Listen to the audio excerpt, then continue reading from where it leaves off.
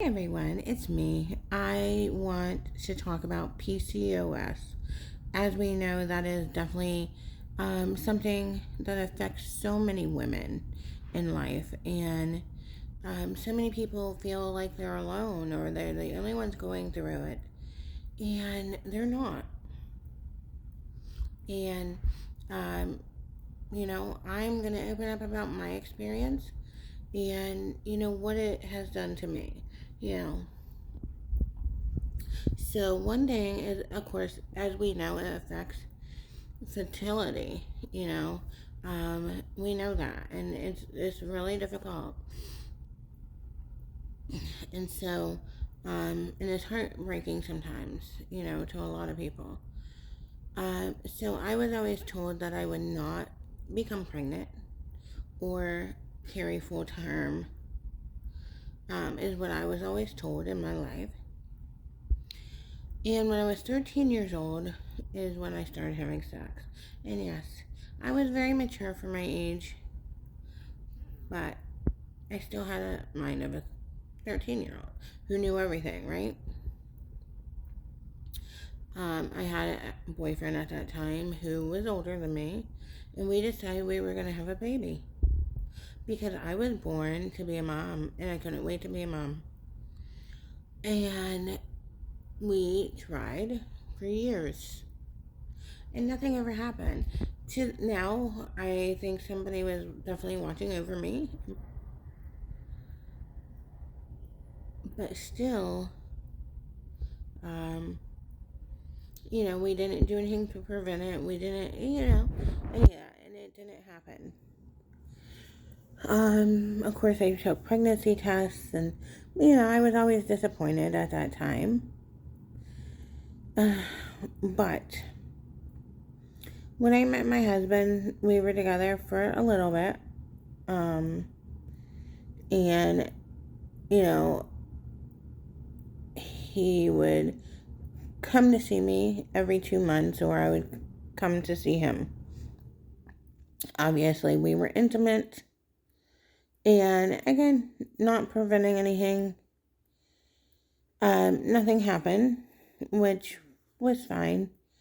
Not like I was trying to get pregnant. I mean, I wasn't preventing it either. So, I hate when people say, well, it was an accident. Well, if you're not preventing it, then you're trying.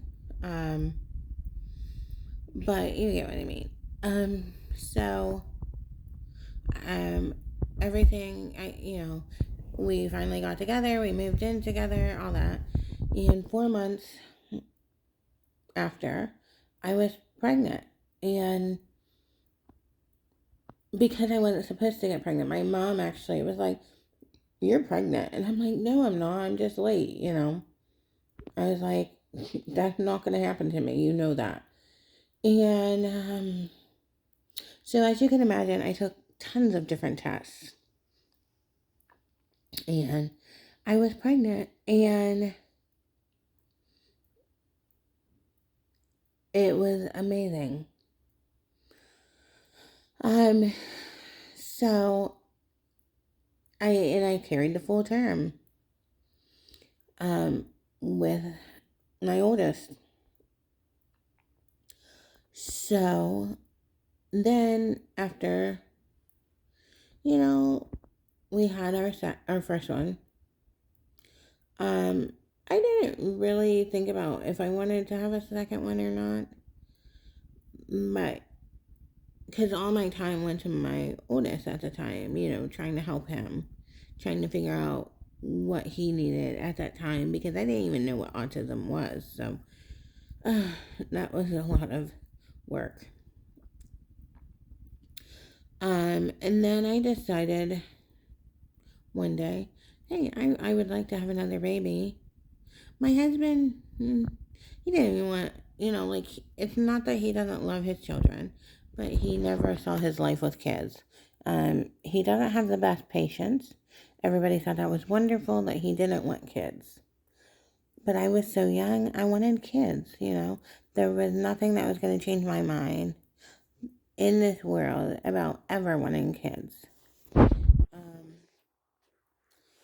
so we didn't, again, We didn't prevent. If it happened type thing. And I mean, ever. So I finally got pregnant a second time. And I was supposed to be due in like March. And I did lose that baby. That was a very hard thing for me. It was a miscarriage. But that was one of the hardest things personally, that I went through. Again, with me being so emotional, it just was not a good thing for me. And do I still think about that baby? Yes, I do. Every day. And, I imagine this child still, I don't like sit and think about it all the time. Don't get me wrong. But, I figured it was a girl. I came up with that because my boys don't seem to leave me. In the, so, but, I always imagine her up in heaven and my family up there taking care of her. I don't know. Anyways, that's just one of my things. But anyways, so after I did miscarry, it was my first miscarriage, sorry. And, it was very hard on me. So, you have to go to the gyno. You have to make sure your levels go back. Because we were just letting my body get rid of it naturally. But I had to make sure my levels went back to where they were supposed to. And they went back pretty fast. And so then my husband and I tried. We didn't really try, but you know what I mean. Again. And I got pregnant that time pretty fast. I was very blessed because so many people don't get pregnant fast. Obviously, it could take them years, it could take them months, and they're heartbroken again, right? But I was blessed with that, and I did get pregnant pretty fast, which meant my actual due date was April. Some people kept asking me, "Are you sure you weren't pregnant with twins?" I mean, March and April. But no, I was not, because my levels did go back to normal. So I did get pregnant again, and so I got my rainbow baby, which is my youngest. And then I decided around that time, my husband and I talked to my husband, and I had told him, because again, he really, like I said, when he was younger, he really didn't want kids. So I said, let's have one more, or try, and I will get my tubes done. And so he was fine with that, obviously. And so we, had a rainbow baby. And, yeah. So, but, I don't need to tell you the rest of the story because this is about PCOS. But I'm explaining how, my kids came about, basically, and how hard it was. My kids, they're about 4.5 years apart. And that's, again, with no protection, no birth control. It took me a while to get pregnant. Not trying to, not to, not trying, but not, doing not to have a baby. So yeah, it was really difficult for me, and so, there's so many women out there, and you talk about strong.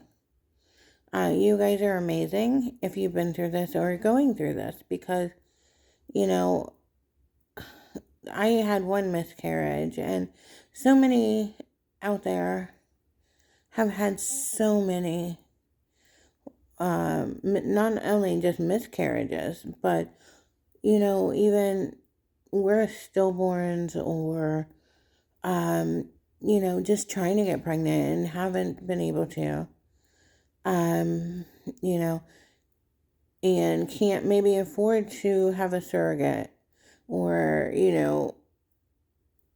and I'm one, I believe, definitely in adoption, because there's so many kids out there that need love. I actually wanted to adopt my whole life. I did see myself having my own kids, but also adopting children, because there's so many that need love, and it doesn't matter if, I know people want to have their own kids, because they're like, oh, it's my blood, it's my, but, honestly, adopting kids, they are your kids. You raise them, you help them grow, so it's not anything bad, definitely. It's a wonderful thing. Um, and I will have to make a video of why I've never adopted. But yeah, but back to PCOS. So each of you are so strong, who has been through all of this and all of that, and so much more than I have been, or I would have been. Give yourself credit, pat yourself on the back, uh, cry, kick, do what you need to. But you guys are amazing. So on top of having trouble getting pregnant, and I'm sure you guys have noticed in my videos, but I have, the facial hair, and I don't know if you guys can see it, but I get a lot of hair on my chin and all this and here, definitely. And so when I was younger, I had really bad sideburns too. Um, and so, I get a little more hairs on my chest and different places also, which can go with PCOS, obviously. And so, that was another thing that I had, and who knows what else I have from it, right? I think that's the problem, because they don't know so many things about PCOS, that we don't know, excuse me, everything that it really affects, literally. Hormones, it just everything. So, yeah, so I do get the really bad hairs. And it's one of the things for me that when I was younger and I had sideburns really bad, and I remember in middle school I had this kid who used to make fun of me, and I think he called me Ape Girl or something like that. I don't even remember, because of my sideburns, and it was always embarrassing to me. And the hairs here, when they grow, they grow. And so it's real. I have had laser removal when before I got pregnant with my oldest. And actually that place is actually bald, and it never came back so far. Um, but yeah, otherwise, some people wax um their face, and some people shave, and some people sugar. There's so many different things out there. Again, you can try laser removal. Um, so I personally, I shave, but really have to shave like every, I don't know, every other day to every 2 or 3 days, really. And that gets annoying, because even if I shave, which I'm sure you guys can still see, I still have um, hair and stuff. And it's really, it's always, that's one of the things that really my insecurity. It is one of my biggest insecurities about myself is the hairs, um, which honestly, I don't know if I'm sure because if I can see it, then I know other people can see it. And there's been times I've left the house without shaving. And you want to talk about, like, I'm walking around with my double chin going, hi, how are you? Can you get me, like, or I'm like, hi, like, you'll see me on videos, I'm sure, where I'm like, anyway, yeah, because, again, that's such a big insecurity. And this is my first time sharing, not only with, like, people, but, like, even my own family doesn't know, like, that's a big insecurity for me. So I'm sharing it with you guys first, honestly. But that's okay. Definitely PCOS affects so many people. Actually, it's kind of weird because now I'm going through something totally different. I believe, so I've never been diagnosed with fibro, but my mom has it. And, it used to be said that if she got it at a certain time, then basically your kid gets it. I don't know if they still say that, but I definitely have it. There's no doubt. And, which is an autoimmune disorder, right? And so if you have one, I don't know, it's said that if you have one, then you have a greater chance of getting others. So I have, in the last, I want to say 3 to 4 years, I have noticed my hair is missing. And I don't mean on my head, obviously. I hope not. That I have not had problems with yet. Knock on wood, as they say. Which I will do here on my wall. See? Okay. But my eyebrows, I don't know if, like, so you guys didn't know me, but my eyebrows, are definitely thin, if you guys can't see here, and, like, just, this is all I have left right here, okay? My eyelashes, that's all I have, right there. So, those are stubbles compared to what my eyelashes used to be. I used to have, let's see that one, yeah, see, that's all. I used to have really long ones. Like, you know how they say boys get the beautiful long eyelashes? Well, my youngest has those. He took them from me because I used to have those. And now, as you guys see, my eyebrows or eyelashes are stubbles. My eyebrows used to be a lot thicker. And let me tell you, okay, I have hair on my arm. Okay, so I don't know. Okay, there's some hair. You guys maybe can see it. I used to have long arm hairs. So much that I was always embarrassed by them because other girls that I went to school with didn't seem to have hairy arms. And again, that was very embarrassing to me. I never shaved my arms because I got yelled at by my mom. A lot of girls used to shave their arms, but I was not allowed to, and I never did.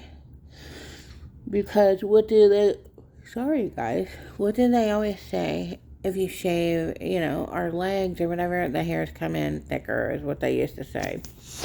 Obviously that is not actually true. It seems to be true, but it's not. You just open more follicles that were closed. And so, yeah, it does look thicker. Anyways, so I was never allowed to shave my arms. And now I can barely get the hair on my arms. And I haven't seen them falling out, but apparently they have because they look like they've been shaved or cut. So then I have also lost my hair on my legs. My legs are so smooth. I haven't had to shave for so many years, which, so many people have looked at me and said, why are you complaining? I'm not complaining. I am worried because that's not normal.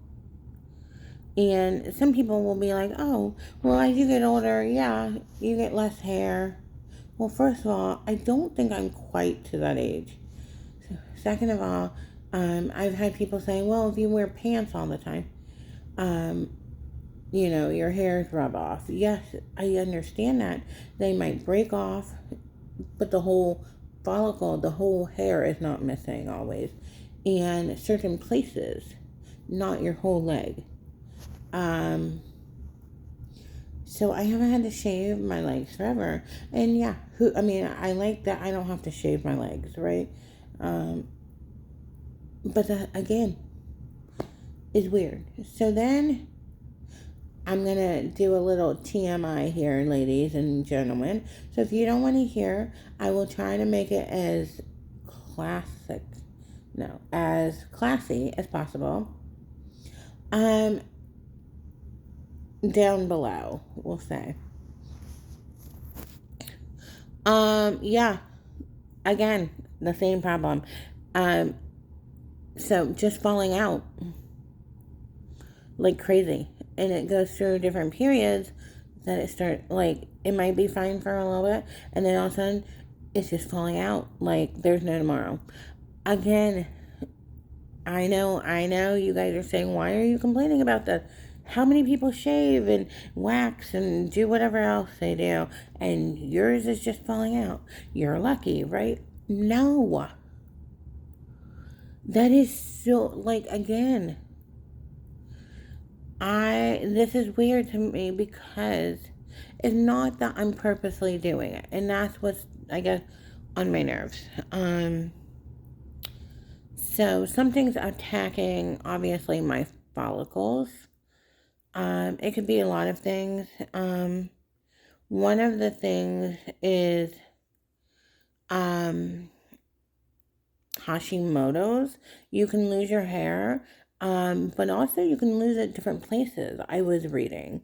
And I don't know if you can see the scar. So I have had part of my thyroid taken out. When I look back at last time they tested my thyroid, it was normal, but it was a very low normal. And that's what irritates me about doctors, is because they will tell you, oh, you're fine because it was normal. They don't tell you or keep an eye on it. It's a low normal or it's a high normal, which means it's right there. Like one drop and you're not normal. That's my whole point. Don't sit there and tell me it's normal. Let's get ahead of this, right? But I've also heard or seen, I guess, that you can have a normal, level and still have Hashimoto's because it's a whole different test and they're testing for something totally different. So that is, I got my doctor to put on an order for that for me, and I don't go to the doctor until March. But I'm really curious on how that's gonna go. If not, I think I go to an endocrinologist maybe this summer. By then, who knows what I'll have. But yeah, it's scary because of course the hair doesn't fall out where you want it to, like my chin or here or my armpits would be. I mean, I could deal with the armpits even, right? Because I still have to take care. Still have to shave those. So the places that you would like it to fall out, it doesn't. So yeah, it's scary. Just because you don't know why. Like, obviously, if I knew why and I didn't have to shave my legs, then great. or if I knew why and I didn't have to take care of down there, then again, great, right? But it's because I don't know why, and it's, worrisome. So, anyways, uh, so we'll see about Hashimoto's, and, which is, again, another immune system, or immune disorder, I can't even talk, and, I guess we'll go from there. So, I have not made, so here you have to make an appointment if you want to get blood work done. It's sort of like when COVID was around, um, where you had to make appointments for different things.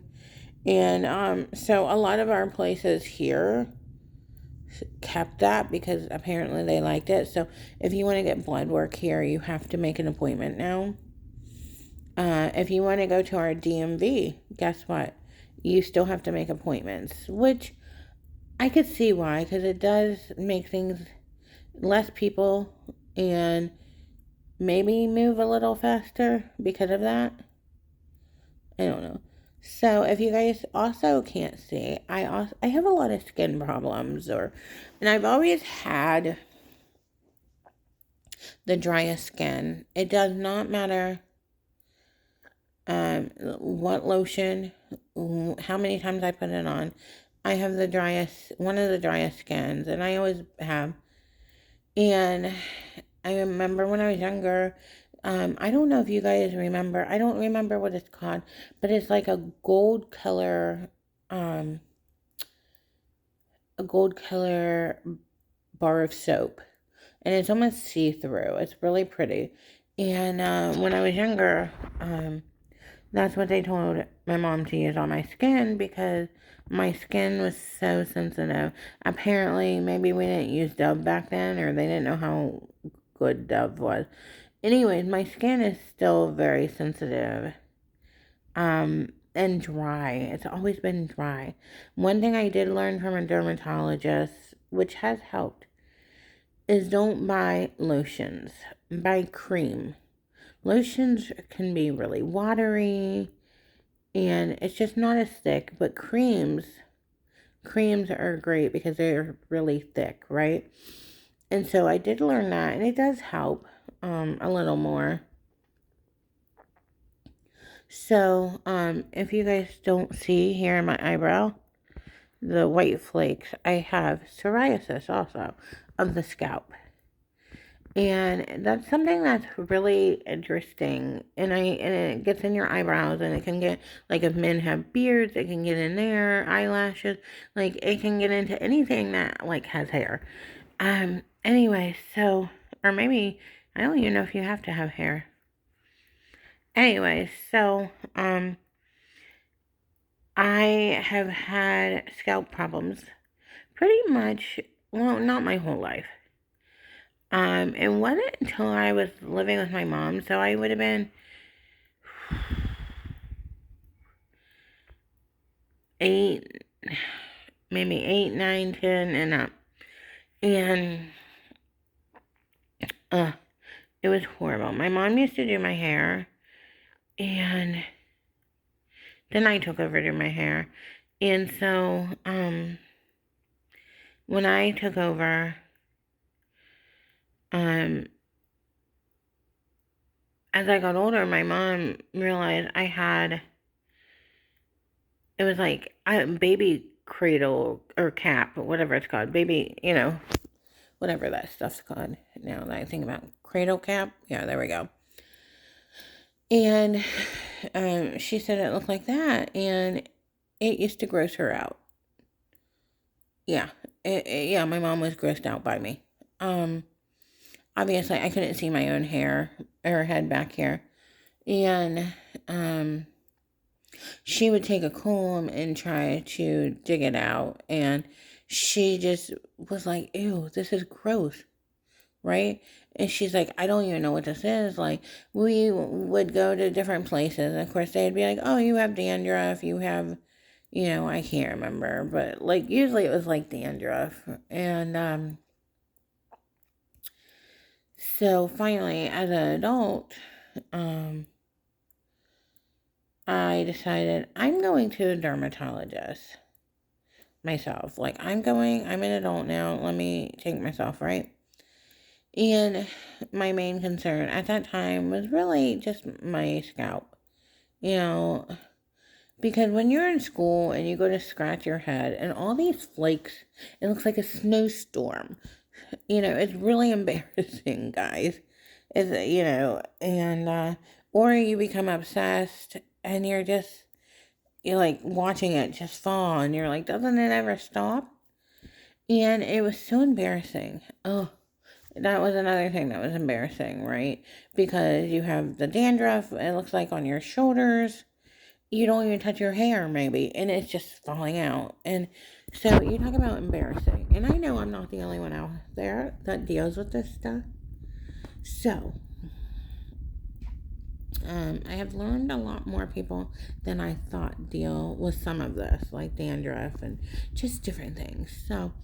And so I finally took myself to the dermatologist, and I couldn't remember what the first one said. I know she gave me some really expensive products, and of course I couldn't, like, that was not helping because I couldn't pay for that.